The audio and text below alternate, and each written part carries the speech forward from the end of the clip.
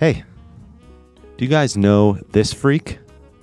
I bet you do, especially if you're a drummer. But even if you're not, you're probably seeing him pop up in your feed. He's inspiring many people who have never considered playing this instrument to take it up. And then also inspiring many people like me who play this instrument to give up. No, just joking. So yeah, maybe you've seen him playing some crazy nonsense on the internet, some stuff like this, some stuff like that. Flipping sticks, playing insane coordination, amazing chops, unbelievable creativity on the kit, and maybe you've been inspired by his playing as well. So what we're here to do today is to look at something that he has played. So tell me, have you seen this before?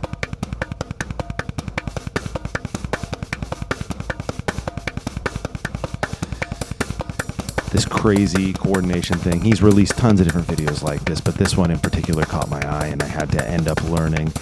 So yeah, have you seen this? Have you wanted to learn how to play it? Have you thought, is this even possible to play? Well, I'm here to tell you today that it's absolutely possible to play, because if I can learn it, you can learn it as well. And it's like Estepario says, it's only practice. That's all. All you got to do is practice. It just takes practice, practice, practice. Okay, so come in a little closer and we're going to talk. Come on. Come right in here. A little closer. I don't know why I'm doing this. Definitely not that close. Back up. Let's just go right back to normal. Such a stupid idea. Why are we going to learn how to play this? So one thing that's super unique about Estepario Siberiano is his insane chops, his unbelievable creativity, but then there's also his coordination. A lot of what blows people's minds is when you see him playing these clips online, he'll be doing like all these different things with his body. One limb's doing like left foot clave, while the right hand's playing like a backbeat, right hand's playing like some pattern that's crazy between different parts of the kit. So it's a key feature of what he's doing as far as pushing this instrument forward. And I think a big part of that is that he has taken standard drumming coordination and stacked it together. So he'd take patterns that people already know, types of coordination that have existed for a while, and stack them in different ways and figure out ways to combine them that are new and fresh. So these are not impossible to learn. It's only practice. It just takes practice, practice, That's practice. Lots of practice, however, but it's only practice. And I'm here to help you. So let's learn how to do this together, step by step. Let's jump right in. So first, you'd want to be able to play a standard eighth note groove with the ghost note sequence that he's using. So I'm going to throw that up and I'm just going to do a demo of it right now, talk over it while I'm playing. So super simple, eighth notes with the right hand. Left hand is playing the ghost note figure, and then your right foot is going to be playing quarter notes. So downbeats, as I like to refer to them. That's simple. Step one, learn that, baby, and you're ready to go. Step two, now what we're going to do is we're going to play upbeats, so E's and U's on the bass drum. So this is going to be a little bit tricky if you've never done it before, because your bass drum has to line up with some of these ghost notes. So just make sure while you're playing it that the bass drum doesn't flam with any of those ghost notes. Don't move on until it does. You can, but the end result is going to be pretty sloppy if you do. So stick with that until we're not flamming. Step three, simplest step of all. We played it on the hi-hat just to make it feel like a groove. Now what we're going to do is we're going to move over to the floor tom, and we're going to play, and I want you to continue to play those upbeat bass drums. This is going to give you that single stroke roll feel between the floor tom and the bass drum that makes this sound so cool. So pro tip too, you can also practice on the side just playing a single stroke roll between your right hand and your bass drum. Cool? Awesome. Simple step. Get her done. It's only practice.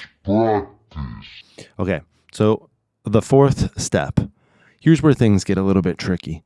So you're going to be playing downbeats with the left foot to help organize your ability to play the left foot along with this pattern, okay?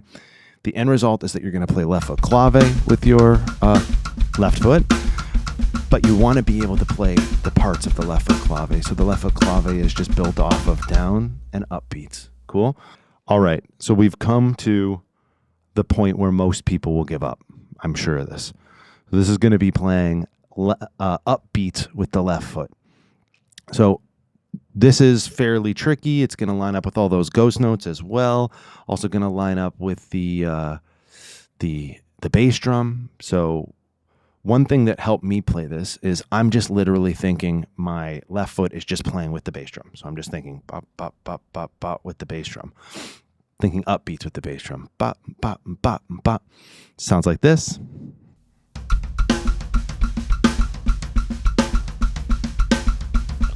Spend time with that one. Make sure it's totally fluid.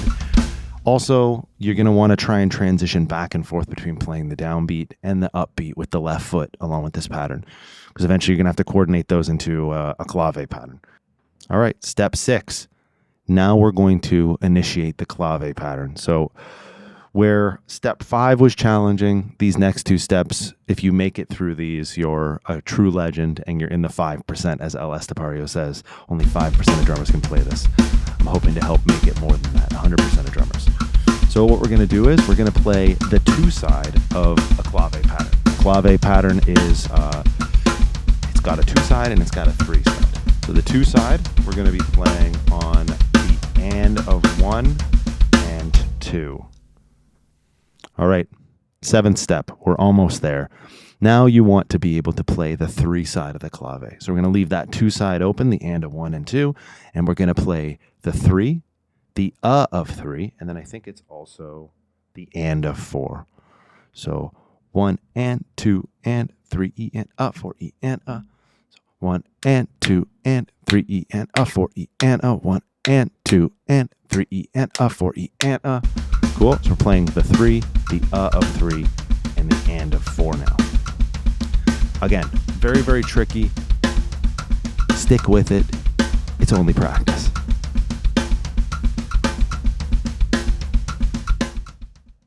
All right, here we are. Step 8. We're going to put the left foot clave together with this pattern. So now what we're going to do is we're just going to try and play the whole pattern. We're basically there. That's this whole thing.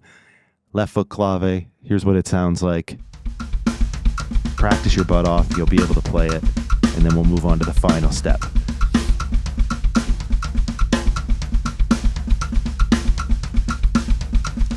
All right. If you made it this far, you're an absolute legend. And most of the time with a pattern like this is not something that you get in a couple of hours. This is like and I'm sure El Estepario would say this as well. Some of these patterns are, 6 months, a year, 2 years. You work on these different types of patterns. You also work on different things that are involved with them, right? Your single stroke roll between your right hand and your left foot, or your right hand and your right foot, your left foot clave stuff, maybe just over like rudiments, whatever it is. You combine all these things together so that you can play these patterns even more fluidly. But if you're looking for step by step, this is how you do it. So here we are. We're at combining it all together. Here's what that sounds like.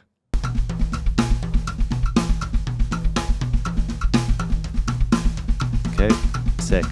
Very last step. And this is one that you're going to want to you'll include this pattern as maybe a warm-up for a couple of months. And as you're including it as a warm-up, if it becomes pretty automatic for you, what you can start to do is move the right hand around the drums. So I suggest at first moving the right hand in a group of 4, because if it's in a group of 4, it cycles every bar. It's very nice and pleasant and very easy for you to follow. Then once you've got that, you can start trying to cycle it in a group of 3, and that's what makes this very, very cool. I'm not going to bother writing this out. I'm just going to play it. Very, very fun to play. Thank you so much for tuning in. Please like, subscribe. Check out the rest of the stuff on my channel. I do some reaction videos and stuff. I really like to learn these challenging things, and the proof is maybe on my channel. I learned how to play Bleed by Meshuggah, if you want to go check that out. That's the hardest thing I've ever done.